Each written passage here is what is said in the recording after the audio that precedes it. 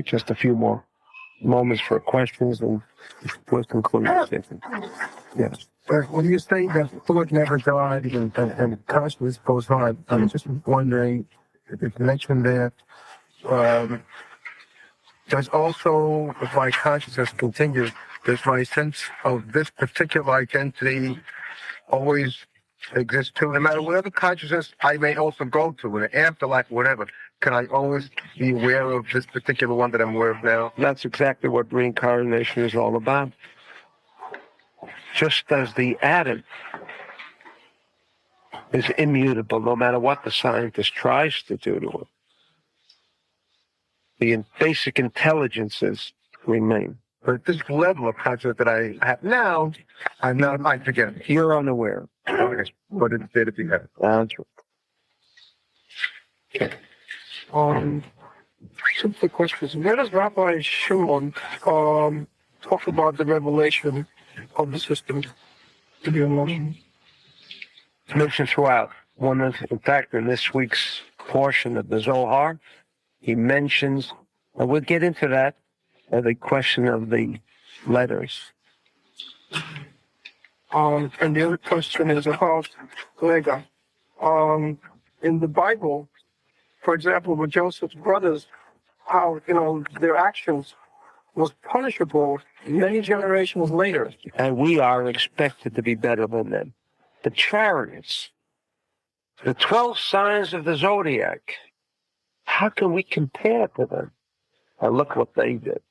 Right? So in other words, once the Torah was created, it stopped. Well, we already said don't take the Bible literally. No. I know what you're saying, but I'm talking about the concept of Rega not being applied in the Torah. Absolutely. But there's a far deeper implication. You talk about the massive power of the Torah and power that can be had. But where is the proof? I mean, who is using this power? Where is the proof?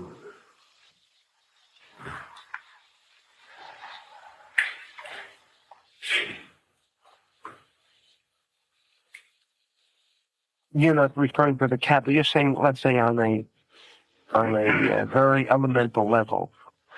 I kind of believe the book that was written behind the, what was the name of that book, Kai? What's that? Yeah. Well, anyway, let's say it's even fantasy at this point. But the Russians supposedly have devised a method by which they can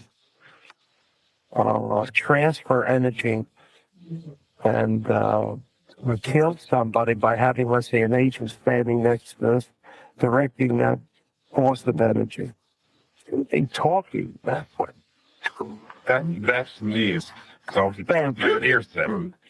That's right. Let's say it's hearsay. Okay.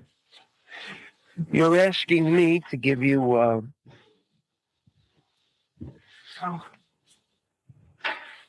a physical demonstration, let's say. Yeah, we'll go. Have you ever made a decision to do something, and after you physically expressed your thought, only 1 second later you realize what an awful mistake that was? Has that ever happened? Would you consider yourself very stupid? I'm not saying you're very bad, but you wouldn't consider yourself very stupid. I guess very few of us in this room would consider ourselves very stupid. Could you explain how that happened? Possibly not being aware of all of the things one should have been aware of at the time to have made the decision. And this great revelation came one moment after it was physically expressed. Because you saw the error of your first decision. And you couldn't see that before. Possibly not. But it happens often. How often are we stupid? Would be very hard. In fact, we even say, how could I have been that stupid to have made that mistake? Have you ever said that? Right. And you're classifying yourself as a stupid individual. Really not, but you're only asking the question. And I have an answer. Rather than remain with an unanswered question, I have an answer. There was a force that compelled you. We'll get into that in the aspect of reincarnation. You'll see that more vividly. Every time that happens, there was a force. There are forces in this universe. So tell us our physicists. There are forces unseen. Once you penetrate the subatomic world, you are speaking of unseen forces. Is that correct? Now, why can't that exist on a personal level? Why must it only exist in the atom when 99% of me is what? Atoms. Then why can't it happen here? Why can't there be different forms of intelligence here as there can be in an atom, since me is atom? Since me is thought, energy intelligences that physicists now come to realize as something very real and existing. Why should I question that by me it doesn't work? Why? When it works all around, there are unseen forces that seem to have a very strong control over us. Why should I question it?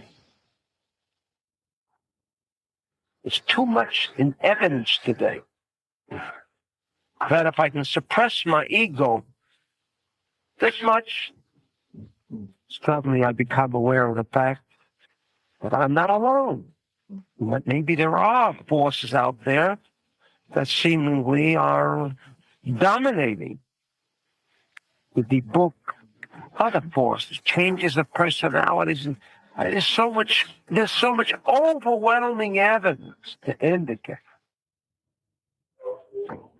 of this thing called energy intelligence. There's just too much scientific evidence.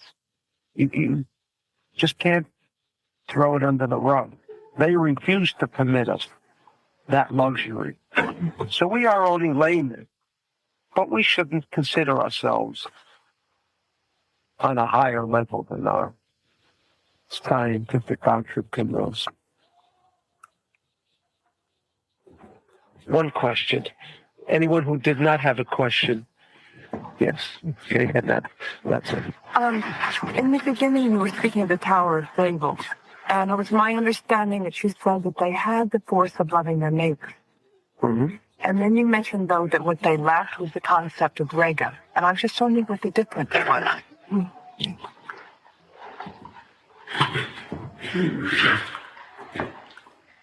The concept of love thy neighbor was for a practical purpose. There was no restriction. I mean, what they wanted everything, but there was no alternative to love your neighbor.